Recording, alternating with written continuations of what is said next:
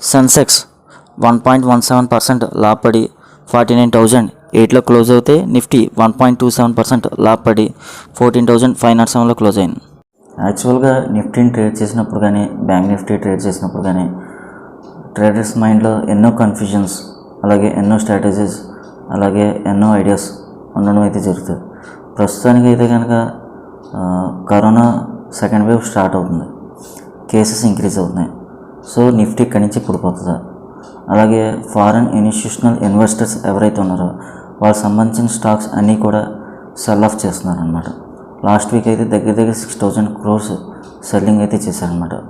So ఇక్కడి నుంచి market down trend వచ్చే అవకాశాలు అయితే ఉన్నాయి. లేకపోతే డాలర్ ఇండెక్స్ లాస్ట్ వీక్ కొద్దిగా బలపడింది అనమాట, డాలర్ ఇండెక్స్.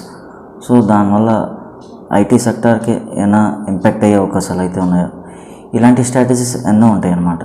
అలాగే నిఫ్టీ 14,250 వచ్చే అవకాశాలు అయితే ఉన్నాయో, లేకపోతే 14,500 బ్రేక్ అయ్యే అవకాశాలు అయితే ఉన్నాయో, లేకపోతే 16,000, అది నా డ్రీమ్ అండి. 16,000 అనేది నిఫ్టీ, అది ఇప్పుడు వచ్చే అవకాశాలు అయితే ఉన్నాయి. ఇలాంటి ఎన్నెన్నో కన్ఫ్యూజన్స్, స్ట్రాటజీస్, ఐడియాస్ ఇలాంటివి ఎన్నెన్నో ఉంటాయి. ఎన్ని ఉన్నప్పటికీ నిఫ్టీ ప్రైస్ మూమెంట్ దానంతటా అది అలా మూవ్ అయిపోతూ ఉంటుంది అన్నమాట. సో నెక్స్ట్ వీక్ నిఫ్టీ ఎట్లా ఉండిపోతుంది, సపోర్ట్ ఏంటి, రెసిస్టెన్స్ ఏంటి, అలాగే ఏ ఫ్యాక్టర్స్ నిఫ్టీని ఇంపాక్ట్ చేసే అవకాశాలు అయితే ఉన్నాయి, ప్రతిదీ కూడా మనం ఈ వీడియోలో మాట్లాడుకుందాం. హాయ్ వ్యూయర్స్, నా పేరు Phanikumar. Welcome to WB street Nifty Telugu channel.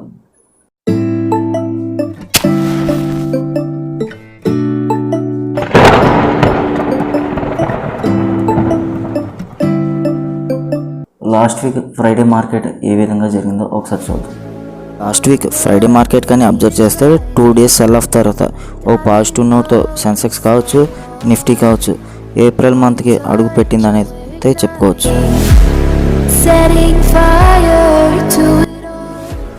ఇంకా అదే ఫ్రైడే మార్కెట్లో అన్ని సెక్టోరియల్ ఇండిసెస్ కూడా గ్రీన్లో క్లోజ్ అవడం అయితే జరిగింది.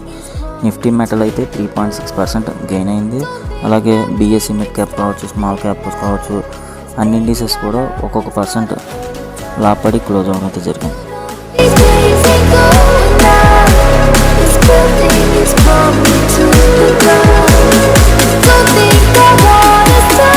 Tata steel, Bajaj finance, Asian paints, Hindalco industries and Tata Motors ఇవన్నీ ప్రాఫిట్లో క్లోజ్ అవ్వడం అయితే జరిగింది.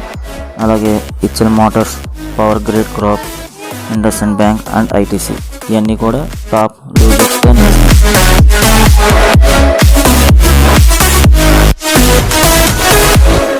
ఈ మంత్లీ ఎక్స్పైరీ కానీ అబ్జర్వ్ చేస్తే 14,250 ఏదైతే క్రూషియల్ సపోర్ట్ ఉందో ప్రస్తుతానికి అక్కడ ఆగిందని అయితే చెప్పుకోవచ్చు. ఇంకా నెక్స్ట్ డే March 26 నిఫ్టీ వచ్చేసి ఒక పాజిటివ్లో క్లోజ్ అయ్యి ఒక బుల్లిష్ హరామీ అనే ప్యాటర్న్ని క్రియేట్ చేయడం అయితే జరిగిందనమాట. ఇది ఇంకో యాంగిల్లో చూస్తే కనుక డోజీ క్యాండిల్ ప్యాటర్న్ కూడా ఫామ్ అయిందని అయితే చెప్పుకోవచ్చు.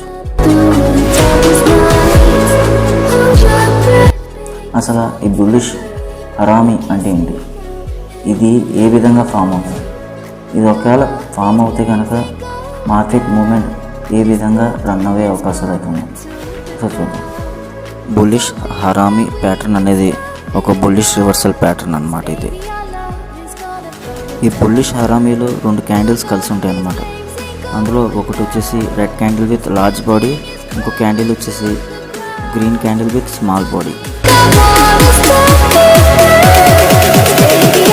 ఇది ఏ విధంగా ఫామ్ అవుతుందంటే ప్రైస్ మూమెంట్ అనేది బాగా డౌన్ వచ్చి ఓ పర్టికులర్ సపోర్ట్ దగ్గర ఆగిన తర్వాత నెక్స్ట్ క్యాండిల్ గ్యాప్ అప్లో ఓపెన్ అయ్యి హైస్లో ఎప్పుడైతే క్లోజ్ అవుతుందో అప్పుడు ఈ బుల్లిష్ హరామీ ప్యాటర్న్ అనేది ఫామ్ అవుతుంది అన్నమాట.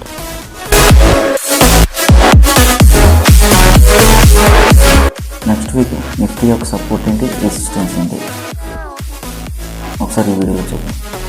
ఇంకా March 30 కానీ నిఫ్టీ గ్యాప్ అప్లో ఓపెన్ అయ్యి 14,580 పైన సస్టైన్ అయితే కనుక మనకి నెక్స్ట్ దగ్గరలో ఉండే రెసిస్టెన్స్ వచ్చేసి 14,750 అండ్ 14,900 అనమాట.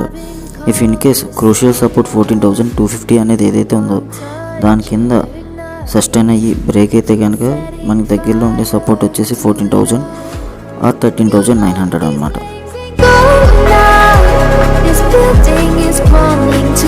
బ్రాడర్ మార్కెట్ని బేస్గా తీసుకుంటే కనుక 13,600 అనేది క్రూషియల్ సపోర్ట్ అనమాట. ఇఫ్ ఇన్ కేస్ 14,000 అండ్ 13,900 ఈ రెండు కూడా బ్రేక్ అయ్యి సస్టైన్ అయితే కనుక 13,600 దగ్గర ఖచ్చితంగా ఆగే అవకాశాలు అయితే ఉన్నాయన్నమాట. ఇఫ్ ఇన్ కేస్ 13,600 కానీ వస్తే కనుక మనం సెలెక్టెడ్ స్టాక్స్ ఏవైతే ఉన్నాయో మీడియం వ్యూతో వాటిలో ఆపర్చునిటీ అయితే తీసుకోవచ్చు. స్టాక్స్ విషయానికి వస్తే ఎక్కువ స్టాక్స్ సపోర్ట్ లెవెల్ దగ్గరలో ఉంటూ రివర్సల్ ప్యాటర్న్ ఫార్మేషన్ జరుగుతున్నాయి.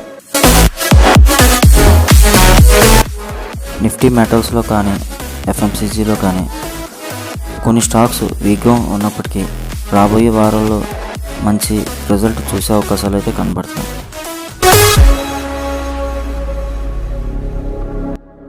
ఇప్పుడుండే సినారియోలో ఆటో స్టాక్స్ అనేవి వరస్ట్గా పెర్ఫామ్ చేస్తున్నాయని చెప్పుకోవచ్చు. కారణం కోవిడ్-19. కరోనా వ్యాక్సినేషన్ అనేది బూస్టప్ అయినప్పటికీ లాంగ్ టర్మ్లో వెహికల్ స్టాక్స్లో మనం ఇన్వెస్ట్ చేయొచ్చు. కానీ ప్రజెంట్ ఉండే సినారియోలో కరోనా వైరస్ సంబంధించిన న్యూస్ ఏదైతే ఉందో అది ఫ్లో అవ్వడం వల్ల ట్రేడర్స్ యొక్క సెంటిమెంట్ని బలహీనపరిచి ఈ వెహికల్ స్టాక్స్ డౌన్ ట్రెండ్ రావడం అయితే జరుగుతుంది.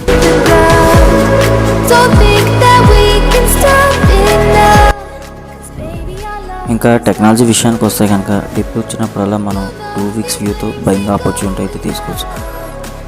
మనకి రాబోయే వారంలో టెక్నాలజీ స్టాక్స్ ఏవైతే ఉన్నాయో వాటికి సంబంధించిన క్వార్టర్లీ రిజల్ట్స్ అయితే రాబోతున్నాయి. నంబర్స్ అయితే నేను పాజిటివ్గా ఎక్స్పెక్ట్ చేస్తున్నాను.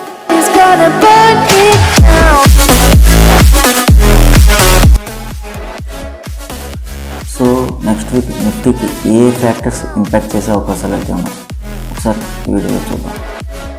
ఇంకా లాస్ట్ వీక్ నిఫ్టీని కానీ గమనిస్తే బాగా ప్రెజర్కి లోన్ అయిందని అయితే చెప్పుకోవచ్చు. అంతేకాకుండా కొద్దిగా వీక్ ట్రెండ్ అయితే రావడం జరిగింది. దీనికి మొట్టమొదటి కారణం గ్లోబల్ క్యూస్ అని అయితే చెప్పుకోవచ్చు. గ్లోబల్ క్యూస్లో డౌన్ ట్రెండ్ రావడం వల్ల మన ఇండియా స్టాక్ మార్కెట్ మీద ఎక్కువ ఇంపాక్ట్ జరిగిందని అయితే చెప్పుకోవచ్చు. ఆ తర్వాత కారణం వచ్చేసి second wave of Covid in India. ఇది ఎకానమీ రికవరీ మీద బాగా దెబ్బతీసిందని అయితే చెప్పుకోవచ్చు. అంతేకాకుండా ఈ న్యూస్ స్ప్రెడ్ అవ్వడం వల్ల ట్రేడర్స్ యొక్క సెంటిమెంట్ని బలహీనంపరిచే అవకాశాలు అయితే ఉన్నాయి.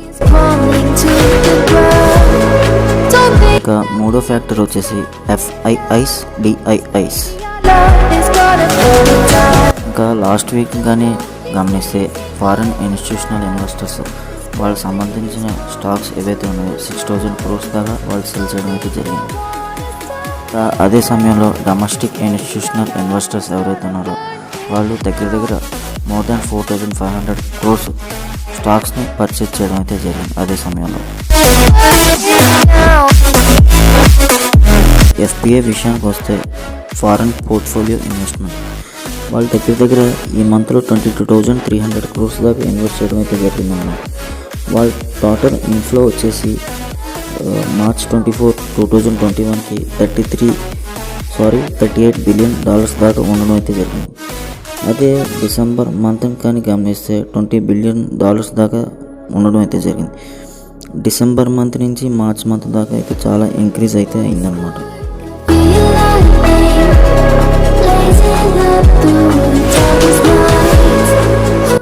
ఇంకా నెక్స్ట్ ఇంపార్టెంట్ ఫ్యాక్టర్ వచ్చేసి dollar index. Last week Nifty down trend రావడం కారణం డాలర్ ఇండెక్స్ అనేది చెప్పుకోవచ్చు. నెక్స్ట్ వీక్ కూడా డాలర్ ఇండెక్స్ మీద మన మార్కెట్ ట్రెండ్ డిపెండ్ అయ్యే అవకాశాలు అయితే ఉన్నాయి. వీక్ కాన డాలర్ బలహీనపడి రూపాయి బలపడితే కనుక అది ఐటీ సెక్టర్స్ మీద ప్రెజర్ ఎక్కువ పడే అవకాశాలు అయితే ఉన్నాయి నెక్స్ట్ వీక్. ఈ వారంలో మన ఇండియన్ మార్కెట్ ట్రెండ్ డాలర్ మీద డిపెండ్ అయ్యే అవకాశాలు అయితే ఉన్నాయన్నమాట. ఇదండి ఇవాళ వీడియో. నా వీడియో కానీ నచ్చినట్లయితే లైక్ చేయండి, షేర్ చేయండి అండ్ సబ్స్క్రైబ్ చేయండి. అంతేకాకుండా ట్రేడింగ్ మాత్రం సేఫ్గా చేయండి. Have a nice day. Bye.